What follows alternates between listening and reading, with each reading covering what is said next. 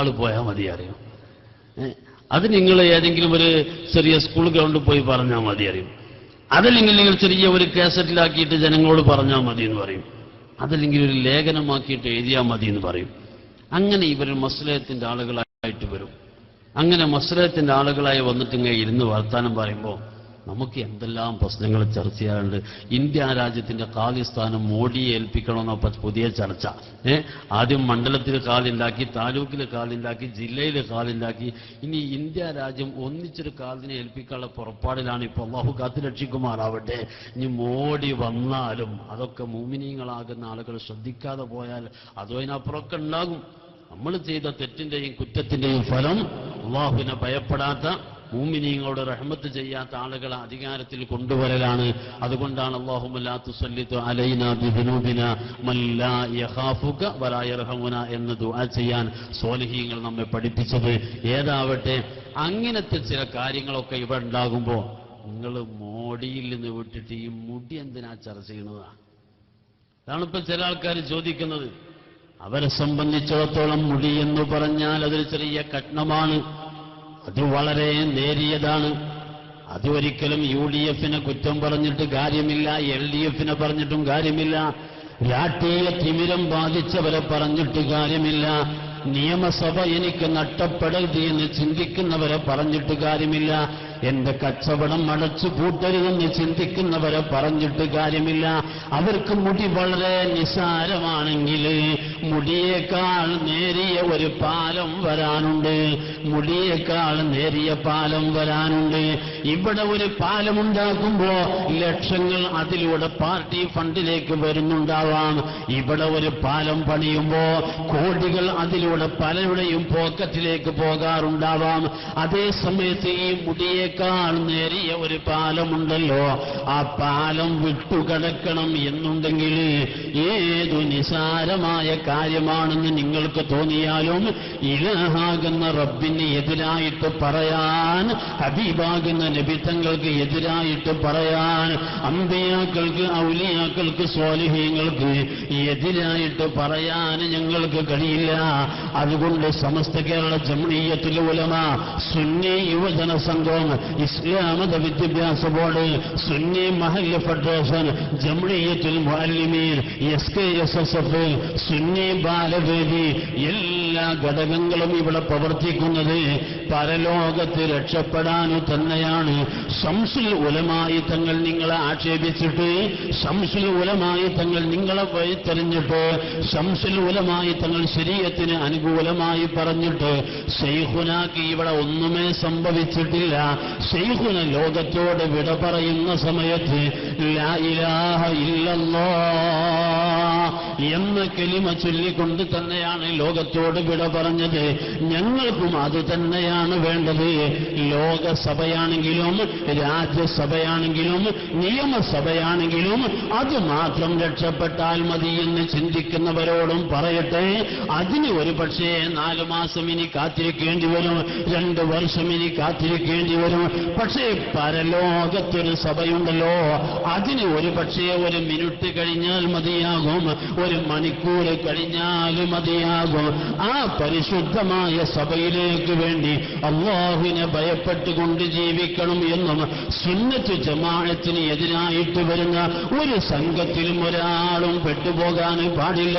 അത് മുജാഹിദ് എന്ന പേരിൽ വന്നാലും, ജമാഅത്ത് എന്ന പേരിൽ വന്നാലും, തബ്ലീഗ് എന്ന പേരിൽ വന്നാലും, ഖാദിയാനി എന്ന പേരിൽ വന്നാലും, ഓസിയ എന്ന പേരിൽ വന്നാലും, സുന്നത്ത് ജമാഅത്ത് എന്ന പേരിൽ വന്നാലും, ഏത് പേരിൽ ആര് തന്നെ കടന്നു വന്നാലും ഏതെങ്കിലും ഒരു ബിദ്അത്തിൽ പെട്ടുപോയാൽ ഹബീബിന്റെ വാക്ക് നമ്മുടെ ഖൽബിലേക്ക് വരേണ്ടതുണ്ട്.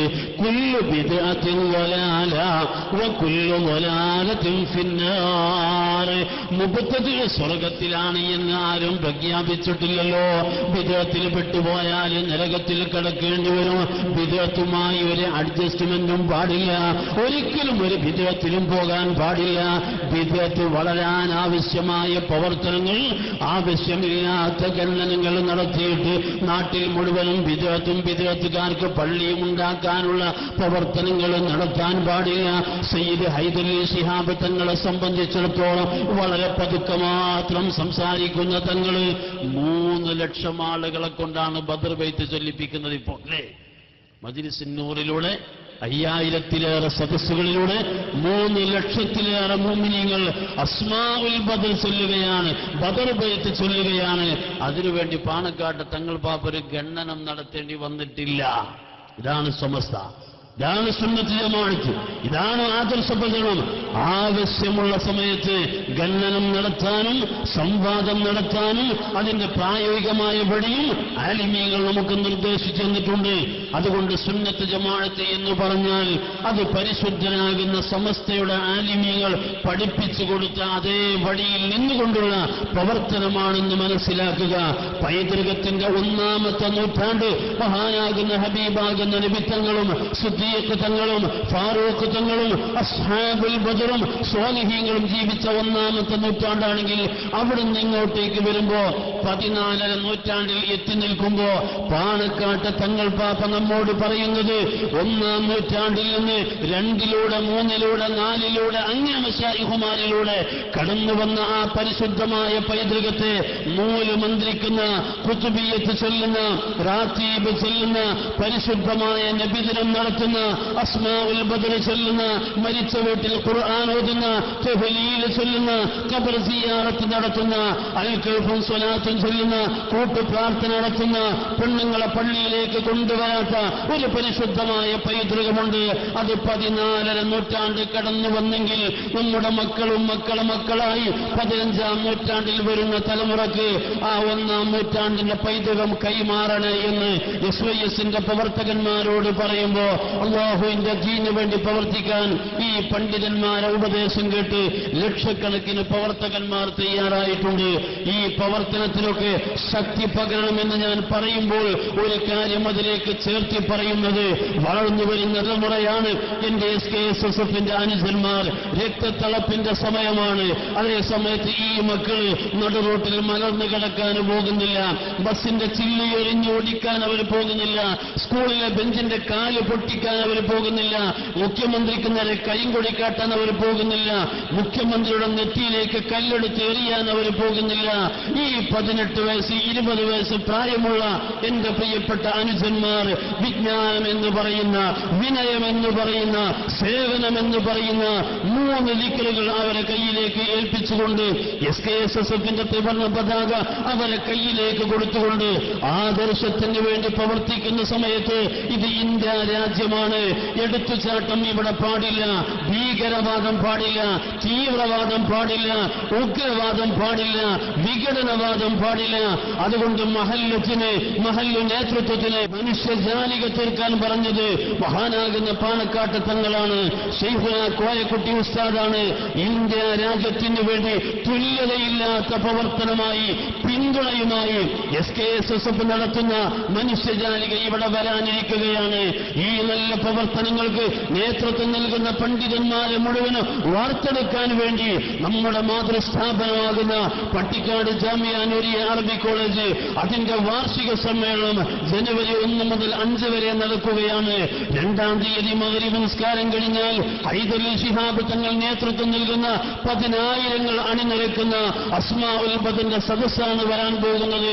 ഇങ്ങനെയുള്ള വികാരമുള്ള സമ്മേളനങ്ങൾ, പരലോകത്തേക്ക് നമ്മെ കൊണ്ടുപോകുന്ന പരിശുദ്ധമായ നന്മയധിഷ്ഠിതമായ പദ്ധതികൾ, ഇതൊക്കെ നമ്മുടെ മുമ്പിലുണ്ട്. എല്ലാം വിജയിപ്പിക്കണം, എല്ലാറ്റിന്റെയും സഹായികളാവണം, എല്ലാറ്റിന്റെയും സഹകാരികളാകണം.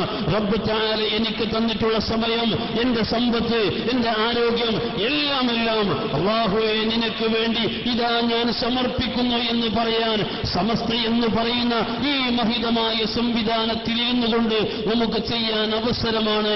അർഹമുർ റഹീമായ അൽ മലിക്കുൽ ജബ്ബാർ ജബ്ബാറായ അല്ലാഹു റബ്ബുൽ ഇസ്സത്ത് തൗഫീഖ് നൽകുമാറാവട്ടെ എന്ന് ആത്മാർത്ഥമായി ദുആ ചെയ്ത് ഈമാൻ സലാമത്തിലാവാൻ നിങ്ങളൊക്കെ ദുആ ചെയ്യണമെന്ന് വസിയത്ത് ചെയ്തുകൊണ്ട് സമയം ദീർഘിച്ചു പോയെങ്കിൽ നിങ്ങളൊക്കെ ക്ഷമിക്കണമെന്ന് പറഞ്ഞുകൊണ്ട് ഉസ്താദ് അലവിദാനിമിക്ക് വേണ്ടി ഞാൻ എന്റെ സംസാരം അവസാനിപ്പിക്കുന്നു. വആഖിറു ദഅവാനാ അൽഹംദുലില്ലാഹി റബ്ബിൽ ആലമീൻ. അസ്സലാമു അലൈക്കും വറഹ്മത്തുള്ളാഹി വബറകാതുഹു.